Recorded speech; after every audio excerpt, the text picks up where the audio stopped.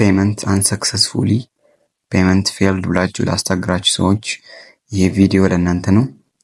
በዚህ ቪዲዮ አጠር አድርጌ እንዴት አርግታችሁ ፔመንት አንሰክሰስፉሊ እና ፔመንት ፌልድን ፊክስ እንድታደርጉ በዚህ ቪዲዮ የማሳያችሁ ይሆናል እና ቪዲዮን ሳትጀምሩ ላይክ፣ ቻናል ሰብስክራይብ እያደረጋችሁ ብትጀምሩ ደስ ይለኛል።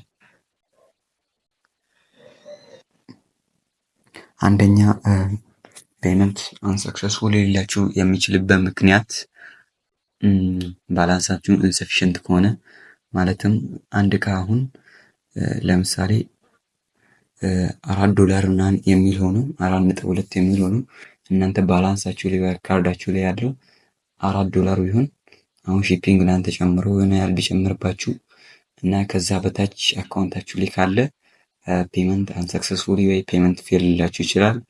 ይህም በተደጋጋሚ የምትሞክሩ ከሆነ ካርዳችሁን ዲቴክት አድርጋችሁ በዛ ካርድ እንዳታዙ ሊያግዳችሁ ይችላል ማለት ነው። ስለዚህ ብዙ ጊዜ መጠንቀቅ ያለባችሁ ወሳኝ ነገር ካርዳችሁ ሰፊሸንት መሆኑን ማረጋገጥ ይኖርባችኋል ማለት ነው። እና በሁለተኛ ላይ ቪፒኤን መጠቀም ነው። እንዳልኳችሁ ከዚህ በፊት በሰራሁላችሁ ቪዲዮ እንዴት አርግታችሁ ዌልካም ዲል በብዛት እንደምትጠቀሙ ብዬ ነበር። እሱንም ቪዲዮ ማየት ከፈለጋችሁ ከኋላ ላይ ስክሪን ላይ አስቀምጥላችኋለሁ። እሱንም ማየት ትችላላችሁ። በሱ ቪዲዮ ላይ ቪፒኤኑን በስርዓት ካልተጠቀማችሁ ቪፒኤኑን ዲቴክት ሊያደርጉባችሁ ይችላል እና ቪፒኤኑን ዲቴክት ካደረጉባችሁ ኦርደር አንሰክሰስፉል ሊላችሁ ይችላል። ብዙ ጊዜ አሊኤክስፕረስ ኩፖን ልትጠቀሙ ወይ ዌልካም ዲል ልትጠቀሙ ስትሄዱ መጠንቀቅ አለባችሁ ማለት ነው።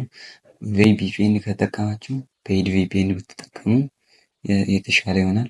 ወይ የተለያየ ብዙ ማይጠቀሙ ሰርቨር አይታችሁ ኮኔክት ብታደርጉ አሪፍ ነው ማለት ነው። እና ሶስተኛ ላይ ደግሞ ካርዳችሁን ሼር ማድረግ ነው።